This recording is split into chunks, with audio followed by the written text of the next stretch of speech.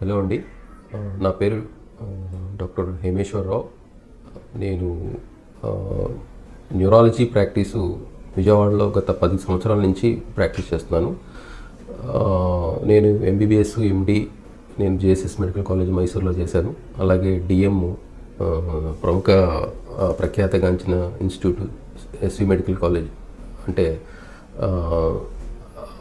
SV medical college అంటే అక్కడ రాయలసీమలో ప్రసిద్ధి చెందిన ఇన్స్టిట్యూటు. అక్కడ పోస్ట్ ఎండి నేను జనరల్ మెడిసిన్లో వర్క్ చేస్తూ తర్వాత డిఎం స్విమ్స్ స్విమ్స్ అంటే చాలా ప్రఖ్యాత ఇన్స్టిట్యూటు, అక్కడ డిఎం చేశాను. డిఎం చేసిన తర్వాత విజయవాడలో ఎన్ఆర్ఐ మెడికల్ కాలేజ్ మంగళగిరిలో 2 సంవత్సరాలు అసిస్టెంట్ ప్రొఫెసర్ కింద చేస్తూ తర్వాత వేరియస్ ప్రైవేట్ ఆర్గనైజేషన్లో పనిచేస్తూ ఉన్నాను. ప్రస్తుతానికి మెడ్స్టార్ హాస్పిటల్స్ అంటే పుష్ప హోటల్ సెంటర్ దగ్గర, అట్లాగే చైతన్య కార్డియాక్ సెంటర్, మెడ్స్టార్ హాస్పిటల్స్లో both cardiac, neuro departments, established departments 2. అక్కడ న్యూరాలజీ కింద గత సంవత్సరం నుంచి ప్రాక్టీస్ చేస్తున్నాను. ముందుగా స్ట్రోక్ అనే టాపిక్ పబ్లిక్కి నేను చెప్పబోయేది ఏంటంటే, ఈ స్ట్రోక్ అనేది మామూలుగా మొన్న అక్టోబర్ 29న వరల్డ్ స్ట్రోక్ అసోసియేషన్ అంటే స్ట్రోక్ ఆర్గనైజేషన్, అక్టోబర్ 29న వరల్డ్ స్ట్రోక్ ఆర్గనైజేషను ఒక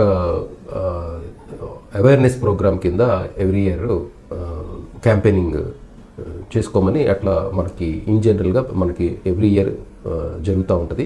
అట్లాగే మొన్న కూడా ఒక క్యాంపెయినింగ్ చేశాము. ఇది బేసికల్గా ఏంటంటే ఈ స్ట్రోక్ పబ్లిక్లో అవేర్నెస్ క్రియేట్ చేయడానికి. అవేర్నెస్ ఏంటంటే ఆ అవేర్నెస్ థీమ్ అనమాట. అవేర్నెస్ థీమ్ ఎట్లా అంటే స్లోగన్తో, ఫాస్ట్ అని ఒక స్లోగన్తో వచ్చింది. ఫాస్ట్ అంటే ఏంటంటే బేసికల్గా ఈ అవేర్నెస్ ఎందుకు అంటే ప్రివెన్షన్, అంటే ముందు జాగ్రత్తగా స్ట్రోక్ రాకముందు ప్రివెన్షన్, అలాగే ట్రీట్మెంటు, అలాగే రికవరీ. ఈ 3 భాగాల్లో కూడా గతగా మనం స్ట్రోక్ తొందరగా పికప్ చేసుకుని ప్రజల్ని అప్రమత్తం చేసి తొందరగా అవేర్నెస్ క్రియేట్ చేసి అట్లా యొక్క స్ట్రోక్ని ఒక ఎవరైతే డిజబిలిటీ ఏదైతే తర్వాత మార్టాలిటీ అంటాం, మా టర్మ్స్లో డిజబిలిటీ అంటే పక్షవాతం వచ్చిన తర్వాత కొంచెం డిజబిలిటీ అంటే ఒక చేయి కాలు వీక్నెస్తో ఉండటం కానీ అట్లా ఉండే ఒక శాతాన్ని తగ్గించడానికి ఈ అవేర్నెస్ ప్రోగ్రామ్ బాగా యూజ్ అవుతుంది. అంటే ముందుగా ఏంటంటే తొందరగా హాస్పిటల్ కానీ రీచ్ అయ్యగలిగితే ఫాస్ట్ అనేది ఏంటంటే, ఫాస్ట్ అంటే ఎఫ్ అంటే ఈ యొక్క స్ట్రోక్ యొక్క లక్షణాలు ముందుగా ఎట్లా ఐడెంటిఫై చేయాలి పబ్లిక్లో. ఎఫ్ అంటే ఫేషియల్ ఎసిమెట్రీ అంటాము.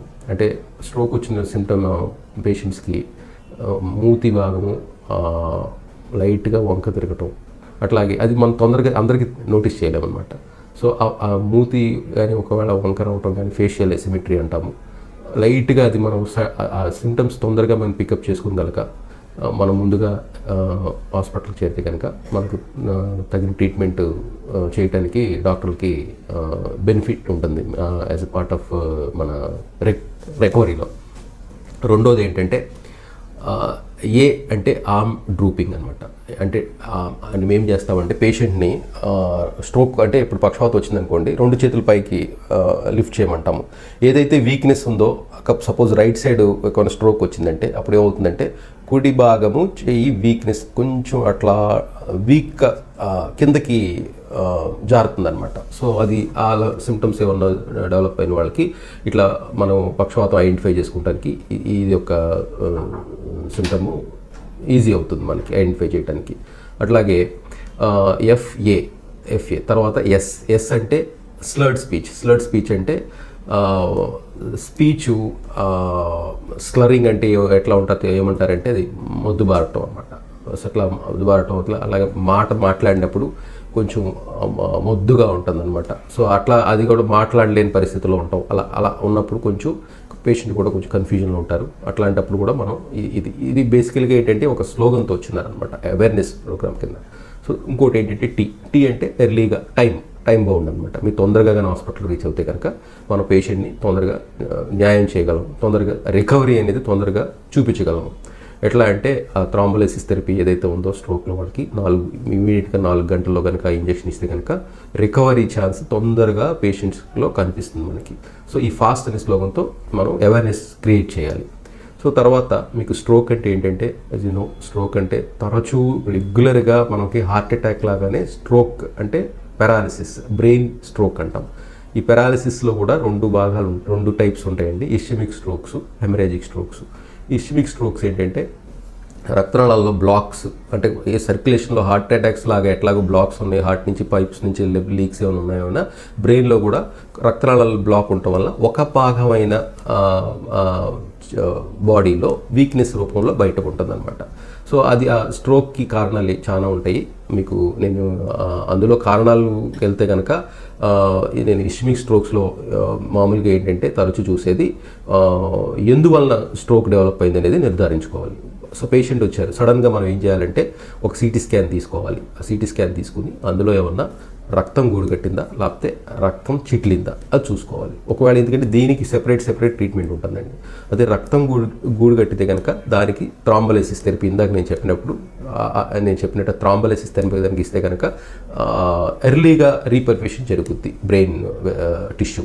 సో అట్లాగే బ్లీడ్ అయిందనుకోండి, రక్తం చిట్లిందనుకోండి, అలాంటి వాళ్ళకి మనం ఇచ్చే ఏదైతే ఉందో యాంటీ ప్లేట్లెట్స్ థెరపీ అని ఉంటాం. అది మీరు తరచూ యాస్పిరిన్, క్లోపిడోగ్రిల్ ట్యాబ్లెట్స్ ఇస్తాం కదా.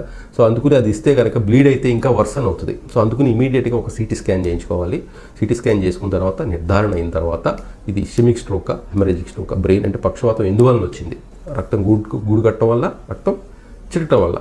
అప్పుడు ఇంకోటి ఏంటంటే ఈ రక్తం గూడుగట్టడం వల్ల కారణాలు ఎత్తుక్కుంటూ ఉండాలన్నమాట. ఎందువలన వచ్చింది, పేషెంట్కి బీపీ ఉందా, లేకపోతే ఒబీస్గా అంటే బాగా స్థూలకాయ ఉందా, లేకపోతే అన్కంట్రోల్ షుగర్స్ ఉన్నాయా, డయాబెటీస్ కంట్రోల్ లేకుండా ఉందా, అలాగే వాళ్ళ కొలెస్ట్రాల్ లెవెల్ ఎక్కువ ఉందా, లేకపోతే అలాగే స్మోకింగ్, ఎక్సెస్ స్మోక్ చేస్తారా, ఆల్కహాలిక్ ఇంటేక్ చేస్తారా.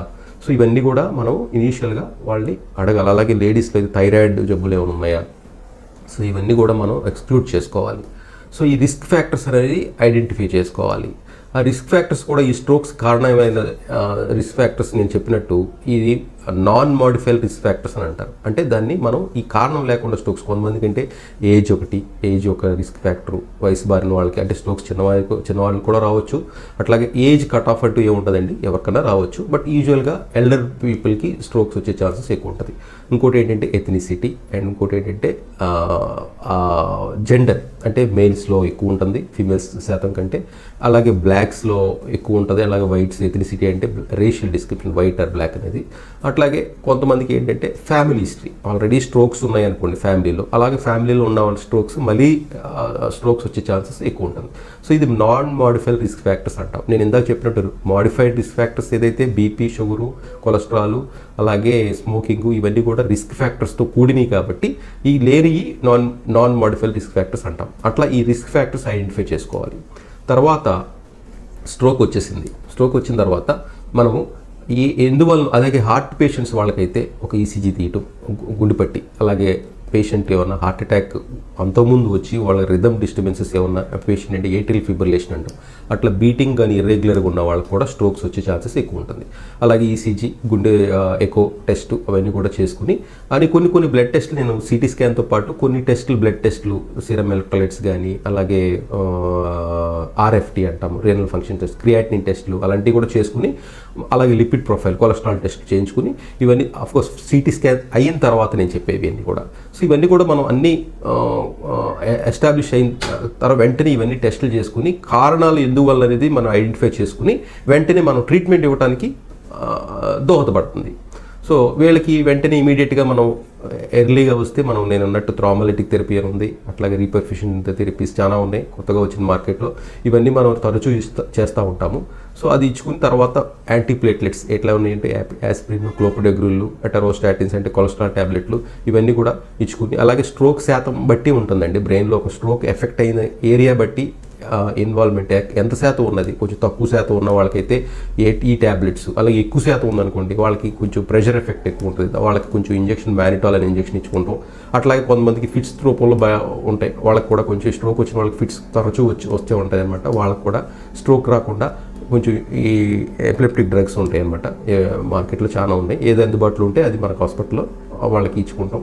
అలాగే కొంచెం ఐవి ఫ్లూయిడ్స్, సెలైన్ పెట్టడం, అట్లా స్ట్రోక్ వచ్చిన వెంటనే వాళ్ళకి ఫ్లూయిడ్స్, డెక్స్ట్రోస్ కంటైనింగ్ సెలైన్ కానీ, నార్మల్ సెలైన్ కానీ, అట్లా ఇవన్నీ కూడా కొంచెం ఇమీడియట్గా ఇవ్వాల్సిన మెడికేషన్స్ అయితే ఇచ్చి ప్రివెన్షన్ అంటే ఫర్దర్గా డ్యామేజ్, బ్రెయిన్ టిష్యూని డ్యామేజ్ అవ్వకుండా చూసుకోవాలి. సో తర్వాత ఫర్దర్ ఏం చేయాలంటే హాస్పిటలైజేషన్ అయిన తర్వాత ఫాలోఅప్లో మనం తర్వాత నిదానంగా ఎంత ఇంప్రూవ్మెంట్ అనేది చూసుకున్న తర్వాత నిదానంగా డిశ్చార్జ్ టైంకి మనకు ఒకవేళ ఫిజియోథెరపీ లాంటిది ఏమన్నా చూసుకుని వాళ్ళకి హోమ్ ప్రోగ్రామ్కి ఏమైనా ఉంటే అడ్వైస్ చేస్తాం. ఇంకో రకమైన స్ట్రోక్స్ ఉన్నాయి ఇందులో, ఇంకో చెప్పా కదా రక్తం గూడు కట్టడం టైప్ ఆఫ్ స్ట్రోక్స్లో వాళ్ళకి ఎందువలన వస్తుందంటే బీపీ ఎక్కువ ఉండటం వల్ల. సో ఫస్ట్ ఆఫ్ ఆల్ మనం బీపీ ఎంత ఉందో చూసుకోవాలి. మనం ఈఆర్లో ఎమర్జెన్సీ రూమ్లో కానీ, క్యాజువాలిటీలో కానీ వాళ్ళకి ఎక్కువ బీపీ ఎక్కువ ఉంటుంది. ఆ బీపీని కంట్రోల్ చేసుకుంటాం అనేది టార్గెట్ చేసుకోవాలి. అంటే సిస్టోలిక్ బీపీ 180 అంటే పైది, కిందది డయాస్టోలిక్ అయితే 120 ఎబో ఉన్నా కానీ, సో వీళ్ళకి ఎక్కువ బ్లీడింగ్ ఎక్కువ ఉండటం వల్ల రక్తనాళాలు బర్స్ట్ అవుతాయి. సో అట్లా దానివల్ల బ్లీడ్ అయ్యే ఛాన్సెస్ ఎక్కువ ఉంటాయి. సో వాళ్ళకి నేను ఇందాక చెప్పిన స్ట్రోక్స్ కంటే ఈ స్ట్రోక్ వాళ్ళకి మార్టాలిటీ ఎక్కువ, అంటే ఎక్కువ డెత్ శాతం ఎక్కువ ఉంటుంది. సో వీళ్ళకి బీపీ కంట్రోల్ చేసుకుంటాం, అట్లాగే నేను సిటీ స్కాన్ లాగానే చూసుకుని నిర్ధారించుకుని ఈ బీపీ కంట్రోల్ చేసుకుంటాం, అట్లాగే ఫ్లూయిడ్స్ ఇచ్చుకుంటాం, బీపీ స్టెబిలైజ్ చేసుకుంటాం, అట్లాగే అవసరమైతే హాస్పిటల్ కేర్లో కొంత ఈ ఏవైతే ఉన్నాయో నేను ఇంజెక్షన్స్ కొన్ని ఉన్నాయి కదా, ఆ మ్యానిటాల్ ఇంజెక్షన్స్ అవన్నీ కూడా ఇచ్చుకుంటాం.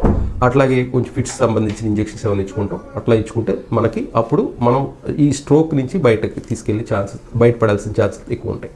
అలాగే ఇంకొక రకం ఉంటుందండి, ఎస్ఏహెచ్ అంటాం, అంటే సబ్ ఎరక్నాయిడ్ హెమరేజ్. అంటే రక్తనాళాలు రెండు సబ్బెరక్నాయిడ్ అంటే 3 పొరలు ఉంటాయండి బ్రెయిన్లో, డ్యూరా, ఎరక్నాయిడ్, పయా. సో ఈ 3 ఈ పొరల మధ్యలో సబ్ ఎరక్నాయిడ్ అంటే ఎరక్నాయిడ్ స్పేస్ మధ్యలో బ్లీడ్, రక్తం చిట్టడం వల్ల జరిగే బ్లీడ్ అనమాట.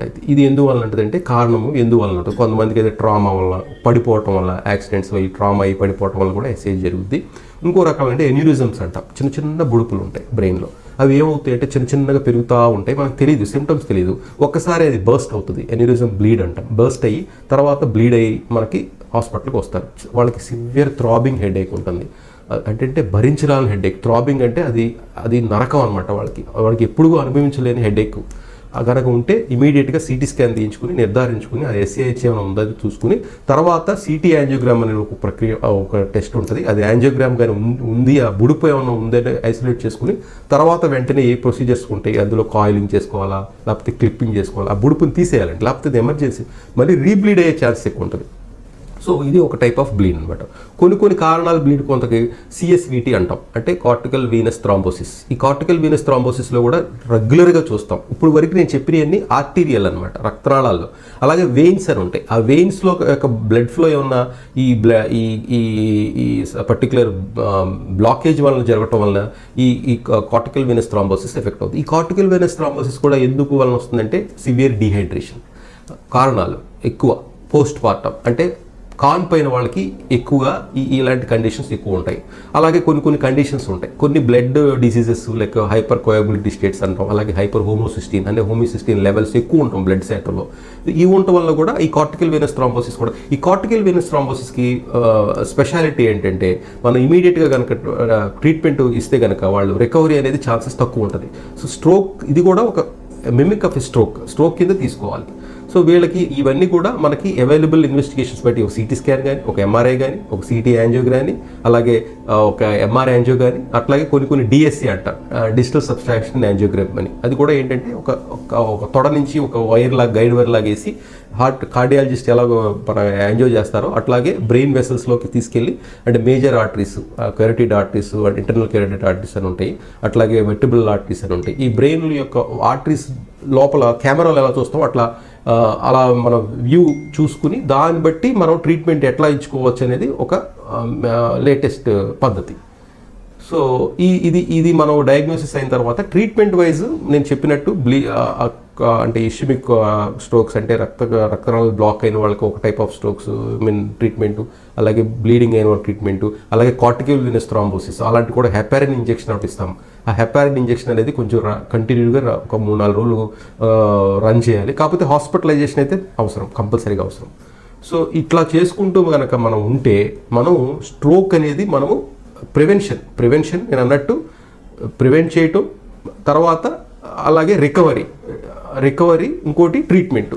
సో అట్లా ఈ 3 యొక్క కాన్సెప్ట్సే మనము ఎర్లీగా మనము కనుక హాస్పిటల్ రీచ్ అయితే పేషెంట్కి న్యాయం చేయగలం.